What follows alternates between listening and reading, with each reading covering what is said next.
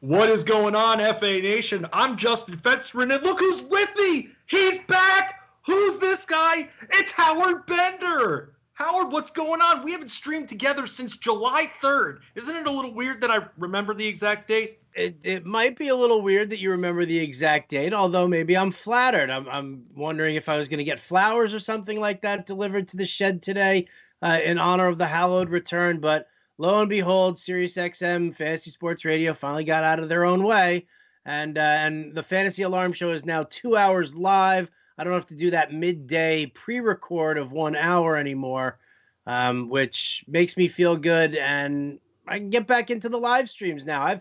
Listen, believe me, I've missed them as much as, well, I'd say as much as people missed me doing them, but I don't even know if they did, so who the hell knows? Have you seen our ratings? Of course they did. Nah, just kidding. We tried to keep the bridge built while you've been attending other business regarding Fantasy Alarm. And by the way, for those that don't know by now, Fantasy Alarm all week long with Howard and the GM, Jim Bowden, 6 to 8 p.m. Eastern Time. You catch me, Justin Fensterman, on Alarm After Hours. A little bit later than that, 1 to 3 a.m. Eastern. We'll be on with Adam Ronis. I know you find that funny, Howard, but hey. I just can't wait because I've known you for so long, and you know the whole like the podcast that's on right before you doesn't even take calls, and what happens from 1 to 3. Like, I love the fact that you have loyal listeners. I love the fact that you have loyal listeners. But I mean, you know, they shouldn't be forced to stay up that late. Nobody should be forced to stay up that late, Justin.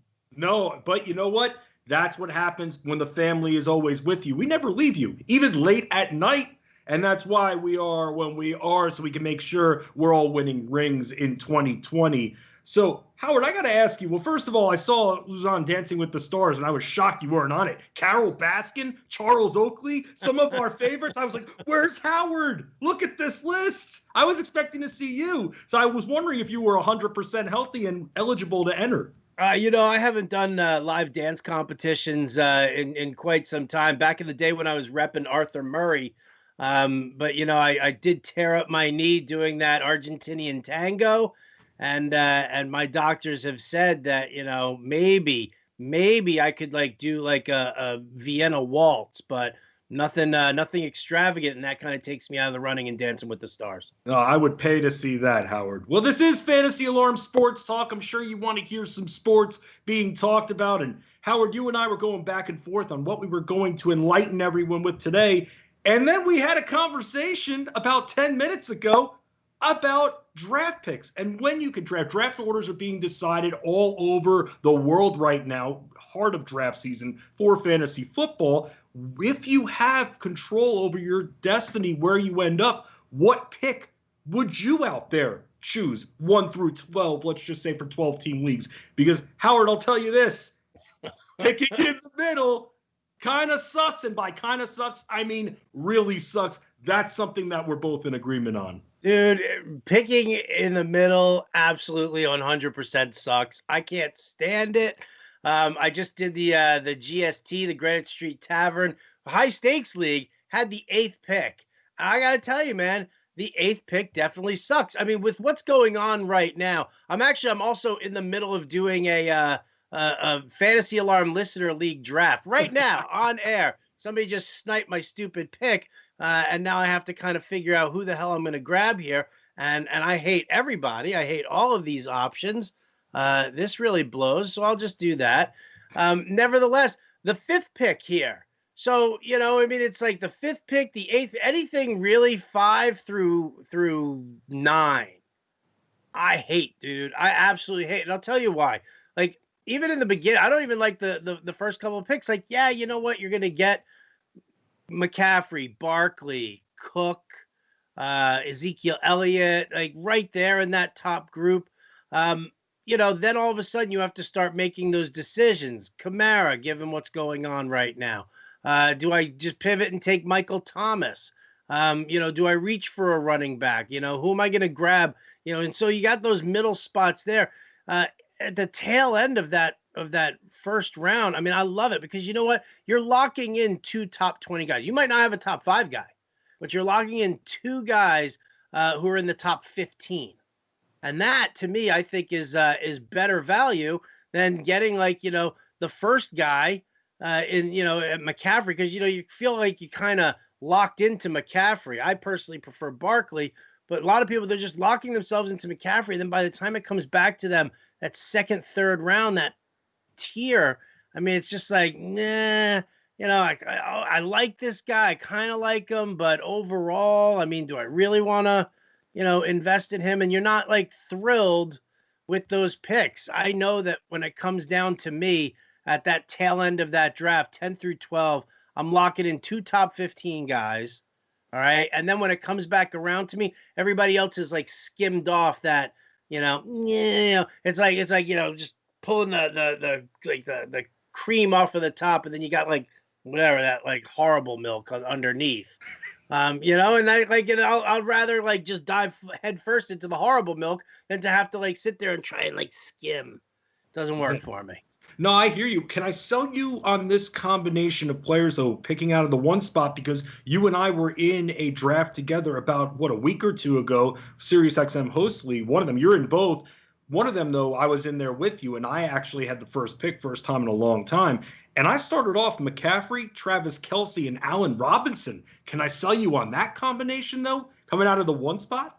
I mean, I do like it, but that's fine for your first 3. But what's the rest of your roster look like? I messed up in the 4th. You had to ask me, Howard Bender. You had to freaking ask me. Was that the league that I took Akers right in front of you? Yes, it was. I can't believe you did that. And I knew that was going to happen. And because I knew then that in the 4-5 turn, if I didn't take Jordan Howard, he wasn't coming back to me. No chance. Half of Fantasy Alarm was in this league. I had no chance. And then I settled on Devin Singletary, and I'm still constipated from it 2 weeks. Listen, I hear you. Like, see, that's the thing is that, when you look at it in the GST league last night in 8th, right? It came back to me in the second round, and I was like, do I take like James Conner here? It feels a little bit like a reach. Tyreek Hill was still on the board. I mean, listen, I love going running back heavy. That's my thing. I know that injuries happen, and what we're seeing right now is this position turning into just a hot mess. I mean, it is really becoming a dumpster fire because, I went and I took Tyreek Hill. And then when it came back around to me in the 3rd round, I was like, yeah. I mean, I could reach for like a Cam Akers or a David Johnson or a David Montgomery right around here. But no, so I took OBJ. And so I started that draft with Joe Mixon, Tyreek Hill, and OBJ. And I dig that. But, then I start looking at, who are the running backs who I'm grabbing from afterwards? And it's like David Johnson's my number 2 running back. I had to like pad the position with like Raheem Mostert in the 5th round. I had to pad it even more with like DeAndre Swift in the 6th because, when you're sitting there and you're looking at your number 2 running back and you're like, I mean, I'm bullish on this guy, but I do have to keep myself protected in case I'm wrong. I know. I'm not really wrong. No, I was just gonna say, what's that like? You're never. I have very limited experience in that realm, so you had to give away your tight end whisperer title. That's like the champion forfeiting their belt, literally laying it down in the middle of the ring and walking out. You had to give away your title. It was not taken from you. No, you know what it was? I mean, this was like, if you saw like Avengers Endgame. Right? Like I'm Thor and I've got my hammer, but Captain America all of a sudden, pure of heart, can pick up the hammer. So Thor's got like this ginormous axe hammer made out of the same stuff. There you go. That's kind of where me and Coop are at as far as the tight end whispering goes. Exactly. Now let's talk about Michael Thomas for a second because why? Because you can't pick him 8th because the 8th pick sucks. I mean, Can you still pick him 8th, you think? Or you think with all the uncertainty, he's now going to be locked in that 4-5 area in most drafts? He probably is going to be locked into that 4-5 area. And I kind of feel like, I mean, that's something you can do. That Breeze relies heavily on him. And, even with Emmanuel Sanders, I mean, the bonus of having Emmanuel Sanders there is that'll at least kind of draw some coverage away. So they won't be able to just, continuously double cover Michael Thomas. So keeps him freed up. I mean, listen, he's money in the bank. I have no problem. For me in the 1st round, if you want to talk about like what's a safe pick, what's not a safe pick, Jim and I are going to be playing that safer out today, later on the Fantasy Alarm Show tonight. But, it's like, okay, so McCaffrey, Barkley, Cook, Elliott, 4 right there. All right. Then all of a sudden you get to 5 and you're like, I figure Alvin Kamara will get the deal done with the Saints. I mean, they will. They'll get that deal done. So he's okay.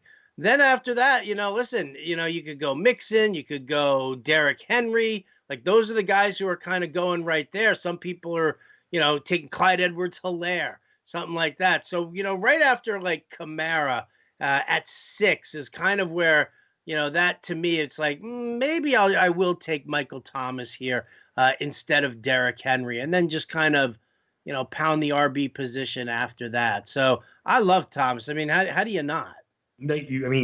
That's the question. I just feel like everybody is so fixated. Not everybody, a lot of people, and a lot of what I've been following, because I spend a lot of my time on Twitter trying to get the pulse of the people out there, Howard, seeing what everybody is currently into. And I feel like Michael Thomas is hardly being talked about because everybody is just so fixated on the running back position. Yeah. I mean, it's everybody is. A lot of people are, as you should be. I mean, I'm not saying you can't pass up value at wide receiver. It's like I did that in the draft last night. I love Tyreek Hill and OBJ as my top 2 wide receivers there. I'm very, very happy with that. Extremely happy with that. But I mean, you kind of have to look at that running back situation, know that most leagues you are starting 2, and there is that flex spot. Now, most people look to the wide receivers for their flex, but I mean, again, that's hit or miss. You want those guys who are going to be touching the ball, and unfortunately, it's a risk. Let me ask you this, Fancy. What's a bigger cesspool? Ready? Twitter, the running back position after round 2, or picking 6th, 7th, or 8th in a draft? Which is a bigger cesspool? This is the toughest question I've ever been asked, but because it's ongoing, and I feel like it's like infinity is involved with Twitter, with an infinite amount of tweets, where the others kind of does, and you only have to deal with it very little. I have to give it to Twitter because of the longevity factor. Have to give it to Twitter for the longevity factor. Yeah. I mean, it's a little bit of a cop out. That's one of the toughest questions I've ever been. Twitter's like the like a porta potty at like a music festival, like a fish festival, like a 3-day festival. That's what that ends up being like, and the other 2 are like just regular cesspools, but kind of like somebody had corn. Right? Maybe that's what it is, picking in the middle. It's just tough because you really don't have that choice. That if you're picking 10, 11, 12, you're starting to think, okay, 2 running backs should be there. You're really working the draft room based off what's going on and what position is more available at that point in the middle. And I just feel when you don't have that breathing room, it's very difficult to plan an exact strategy, which is why, and this is something that we talked a lot about on various shows. I've heard it talked about on your show as well, Howard, besides Alarm After Hours, Fantasy Alarm. We talk about it on live streams all the time. It's not having one plan and that's it, and making sure you stick to that plan. It's always accounting for variable change, and that's something that I've been preaching a lot more, Howard, because then you don't get caught, you don't get fully under fire, under pressure, and make a pick out of desperation. Yeah, and yet you always kind of do seem to make a pick out of desperation at some point or another when the clock's running out. Absolutely. Yes. When you have one, that's one thing. But all of a sudden, the rest of your draft is screwed up. That's a different situation. I said I messed up on that Devin Singletary pick. After that, I regrouped, and I felt that the rest of my draft was good. That one blemish, though, has haunted my dreams a little bit. You can tell with the bags under my eyes. I haven't slept since that draft. Well, the funny thing is like you think about that. Usually it goes one of 2 ways in a draft, right? You make a pick that you hate, you don't like, you make a little mistake. Somebody snipes the guy right in front of you, and then you're just like, "Gah!" You could either recover, which we highly recommend. You got to maintain your composure. It's like Will Ferrell in Old School. You got to maintain your composure. We got to maintain our composure. Or you end up on tilt, and then you make bad pick after bad. Then you get pissed off. Then you're frustrated. I don't care. You just take the top defense in the 11th round. And it's like. That's really where I don't care when I'm seeing that. It's just, and I'm seeing it a lot in industry drafts too. And I'm just like, stop. What are we teaching everybody out there? Oh, well, I mean, don't get me started that. Like that's one thing I will definitely say. I am always a practice what you preach guy. And if I make a move and I do something that isn't something that I would normally do, I specifically say that I don't normally do it. Like the GST draft.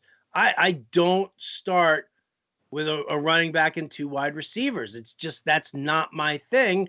I'm not saying that you got to go running back, but I want two running backs out of three in those first three picks. I mean, that's me. So when I recommend that to people, because you don't want to get caught with your pants down and not have that. But if I deviate from the plan, I always I'm always very upfront about it. Right. And that's why I like going over drafts that we all participate in, not just to go over just the board itself. It's to highlight just a few picks just to get what's going on right now at this current time. There are always industry drafts going on. We try to keep you up to date. A lot of us are in these industry drafts, whether they're listener league drafts. And I like that, Howard, because instead of just looking at your team as a whole and just saying, hey, I'm going to give it a B or B plus, I feel like we're better teachers when we're picking just three players and branching off from there rather than looking at our teams as a whole. And it also helps us associate more with our listeners and subscribers.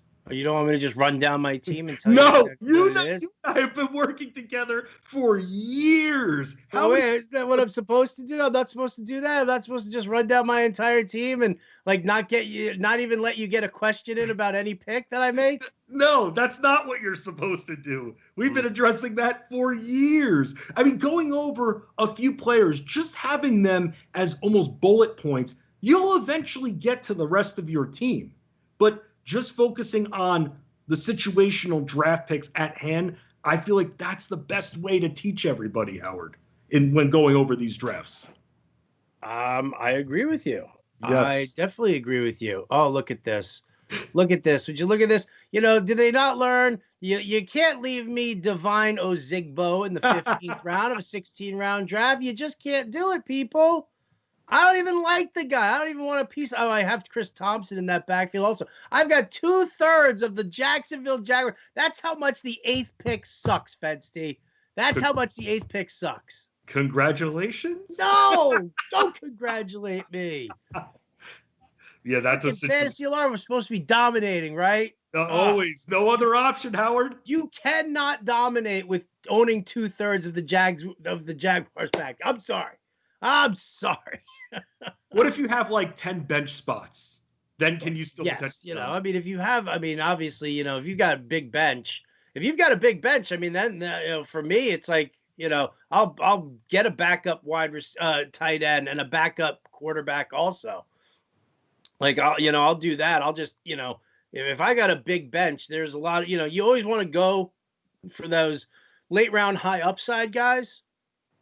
And that's really kind of what you're looking for, right, as you're moving along. Maybe, it's like some oddball handcuff or whatever the case may be. But, when it's like a really deep bench, and I'm talking about like, I'm doing a 10 starters, 6 bench right there. I don't even consider that a 6-man bench that deep. Like I'm like, right, yeah, that's about average is really what we're at right now. So I like to load that up with running backs and wide receivers. If you're talking about a 10-man bench, then I'm going to add in that backup QB and I'm going to add in that backup tight end. A, you never know. And B, it's just, it's probably just safe practice because with a 10-man bench, that waiver wire is probably looking really bleak. Right. And I want to ask you this question, speaking of bench spots, and we'll get back to some of the first round picks that are going, whether or not we can trust them. But first, Howard, I got to ask you this because I'm trying to find a way to somewhat bail out fantasy football commissioners because it is going to be a tougher job this year than any other year since the computer age began. It's been probably like 99, 2000 exactly when it came to fantasy sports online. And that question is, instead of figuring out how many IR COVID spots to have, what if you just made the benches bigger and had 0 IR COVID spots. I mean, yeah, you could definitely do that. I mean, that But there's doesn't it take nothing. a lot of pressure off the commissioner to have to go through each team to make sure they're not hoarding players and there's nothing fishy going on every single week, at least once, if not twice a week? I feel like that bails us out a bit. Well, hoarding players, you mean what? Like putting guys on the IR who aren't on the IR? Or keeping them on there when their title is done and there are certain sites that don't force you to activate them without making Oh, lineup yeah. If moves. you're playing on a site that doesn't force you, I mean, yeah, I think that if you just do it, you then you would increase the size of the bench to 10-man bench, but then you Right. have no IR whatsoever. Right. And it in places the extra spots because of that. Then Yeah, it's yeah, yeah, yeah. yeah. So it'd be Yes.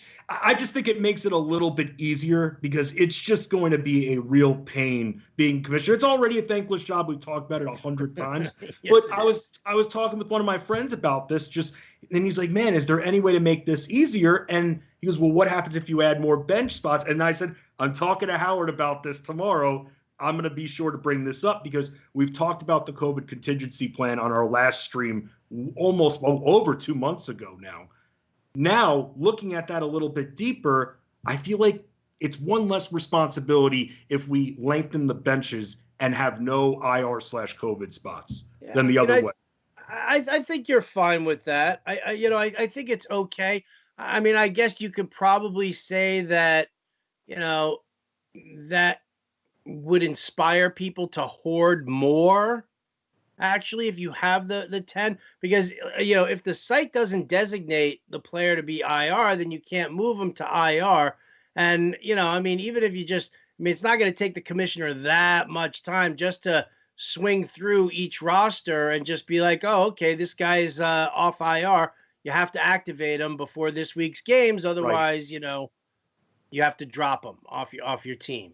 I mean, commissioner's got to do something, right? I I mean, mean, I think they're doing a lot. I mean, I think the pre-season prep, if you're doing it right, has been more than any when it comes to how much time we put in our rules. What happens if the season's taken away from us? I hate being that guy, but I'm a realist in this regard. It can happen. What do we do with prizes if all of a sudden the season's taken away from us week 8? We have to have all this in writing so we can have these answers. right, yeah, but I mean that's something that that kind of leads up to, like, when you're talking about like in-season commissioner work, just has to, I mean, what should be is he has to, look at every trade and approve them unless there's like specific collusion going on. Don't do trade voting. Trade voting sucks. Oh, I'm so with you on that. Nobody votes. Nobody votes with any other intention other than what does this do to my team? I'm not even in this trade, but this guy's like 2 wins in front of me in the division and blah blah blah. So I'm voting no because I'm a Peckerwood, right? Like that's what you end up with trade voting. So I think for the commissioner to like to have to sweep the league once a week, on the day after waivers or the day before waivers. I'm not too against that. I mean, I'm also probably more of like, commissioner needs to know how to control his stupid league anyway. Right. No, Right. it's So true. It is true. And again, we've talked about this before. You have to have everything in writing. But yes, if you want to keep the bench a bit smaller, then yes, you can absolutely do it that way. I'm just spitballing ideas overall on just how to somehow make being a fantasy sports commissioner a little bit easier, which is very hard to do. you can't do it. Like, No, see, you that's the can't. funny thing. Like, how much drama do you see as a commissioner? It's so funny. I've got a guy who messages me all the time. He's like, I got these 2 guys in my league who hate each other. And one guy's threatening that if this other guy comes back into the league this year, that he's out. And then he's going to take his friends with him. And then I'm going to have to like replace 3 guys in this league and blah, blah, blah. I'm like, just kick him out. That's it. I mean, go find 3 more friends. You can't, deal with this. Like drama is so I don't understand it. I mean, I get it if there's like a personal thing against each other. Maybe one dude like slept with the other dude's wife and he's a little pissed off about it, so he doesn't want to lose to him in fantasy football too, right? Getting cuckolded in the bedroom and on the fantasy gridiron, Yeah. not ideal. Not exactly double your pleasure, double your fun when it comes to that. I'll say that, Howard. But I Jeez. mean, you got to deal with the personalities. A Right. good commissioner knows how to handle everybody, who knows how to, make it all happen and has to make those tough decisions. Listen, this is your league, right? Take responsibility and take ownership of your league. Be fair where you need to be fair. You want a rules change, you let the league vote on it. All right. You open it up for discussion.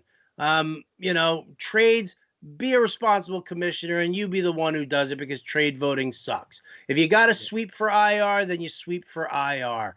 I mean, that's the bonus. If you play for a monetary prize and it's a substantial one, take a commissioner fee. Take 10% right off the top for for yourself. Maybe you take that and you put that towards, a pay site instead of, pissing away on Yahoo and ESPN. Maybe you can get into like a regular platform that's a little bit more customizable for your stuff.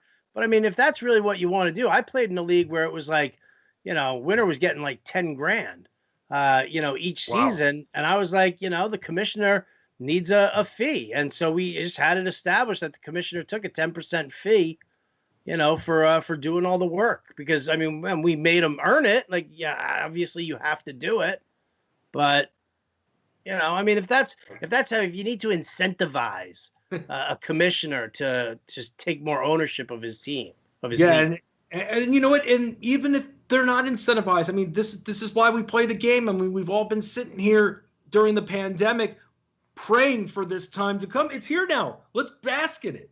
Let's enjoy it. Let's not find a way to bitch and moan about everything. And you want to talk about how much of a cesspool Twitter is, Howard? It makes me sad. I'm a diehard sports fanatic for my entire life. I am so happy with the position that we're currently in. I'm not looking for the little bad parts, though. Incidents are going to happen, yes, but we've got sports going on. How awesome is that? And people still want to see the negative with it. Well, we've just been bred as a society to be glasses half empty, to look over the fence and see what the other guys got, to not appreciate what we have, but to covet what everybody else has. I mean, that's our society right now, which, is the giant cesspool in which Twitter and drafting in the middle of your fantasy football draft and the running back position after round 2 are all a part of. Like, the world is just this. Our society is just one giant cesspool encompassing it all. Great transition. Let's talk about that cesspool that is the running back position for a little bit more, Howard. I mean, let's talk about some of the other guys that have been toggling between mid to late first round and even early second. Where do you stand on players such as Miles Sanders and Josh Jacobs at this point with all the other uncertainty going on around us? Josh Jacobs, did he get hurt? Did I miss a news item? No, I'm just asking you in general because I've been seeing him go in that range. Okay. And I view him as much more of a safety pick, despite his lack of production in the passing game. I've seen some of these other guys, and I don't know what to do with them. I figured he's more of a safety net now. Listen, I love Josh Jacobs. I'll take Josh Jacobs at that back end. It's like Jacobs, Chubb, they're all in there. Drake is over there. Miles Sanders, like, here's the thing. I was never really that bullish on Miles Sanders. To me, he was like, I thought a lot of people were elevating him, pretty heavily by taking him like middle of the first round. I mean, I've seen people take him 6th, 7th, 8th in drafts. Like, I've been one of those people. Pretty much what's happening with Clyde Edwards-Helaire right now. He's the new Miles Sanders, and that's pushed Sanders back to where I think he belongs. But now you're also talking about Andre Dillard is out, Brandon Brooks is out, Jason Peters. They brought him out of retirement, but Peters turned around and was like, listen, if you guys want me to move to left tackle, you better pay me more. Like, all of a sudden now he's like trying to negotiate just a swap in position with the Eagles. So, you're dealing with that. Doug Peterson likes to rotate in his back. So, Boston Scott is going to be a part of it. Carson Wentz loves to air it out. So, you're going to see a lot to Zach Ertz and maybe the rest of this, Deshaun Jackson, and then the rest of the hodgepodge injured wide receivers they've got. Yeah. right there. So, I mean, Sanders is fine. I'm happy taking him, but I'm not going to sit there and take him as like a middle of the first round type guy. I mean, I can't do that. Not with everything that we're seeing right now. In addition, with just my general belief of him, previously. Right. And my thing with Sanders is I didn't think that the Eagles really had that great. If you look over the last few years, who's been in their running back arsenal, I don't think it's been that great. I mean, you look at last year where it should have been Sanders from the start, but Jordan Howard was playing well before he got hurt. And then Sanders got involved late. So I was a little bit more bullish on Sanders. Then the injury happened. We didn't know what it exactly was. It's a hamstring, still not out of the woods with that injury. Pushes him back to that later first round for me a little bit more, especially now that Joe Mixon's contract situation is figured out. It's almost like a maze working through it, and it changes every single day. Yeah. Oh, absolutely. Absolutely. I mean, now with Mixon getting this deal done, everybody's like even a closer, it was Kamara holding out. Well, first it was Cook and Mixon holding out before the pandemic and talking about it.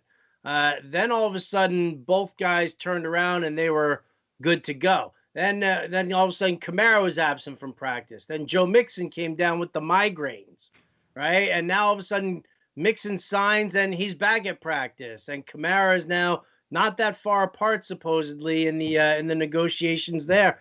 But yeah, guys are just kind of teetering back and forth. It's like almost like it's just just taking the lesser of evils as far as the cons go on this running back position. But it's kind of funny. It's definitely not as, and even Kenyon Drake is he was dealing with the walking boot, so he's not back. Plus, there's Chase Edmonds, who Kingsbury actually likes. Nick Chubb, there's Kareem Hunt there. I mean, every single I pretty much every single running back is starting to have warts pop up. Josh Jacobs, he's not active in the passing game. Derrick Henry, he's not active in the passing game, right? And so everybody's got a little something going on with them right now. And and people have to understand that you're never going to have that perfect draft. You're never going to have every guy you want at every spot you want, because everybody's going to have a little, here and there.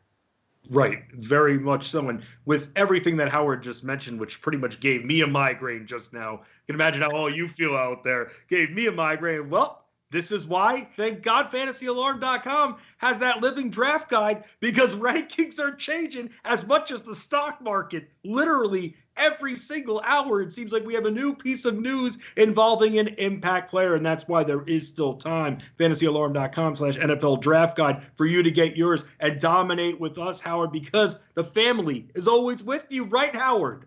24 hours a day, 7 days a week. We always seem to be around somewhere, sometime. Fency's going to bed. I'm already waking up on the West Coast. I mean, that's really what it comes down to.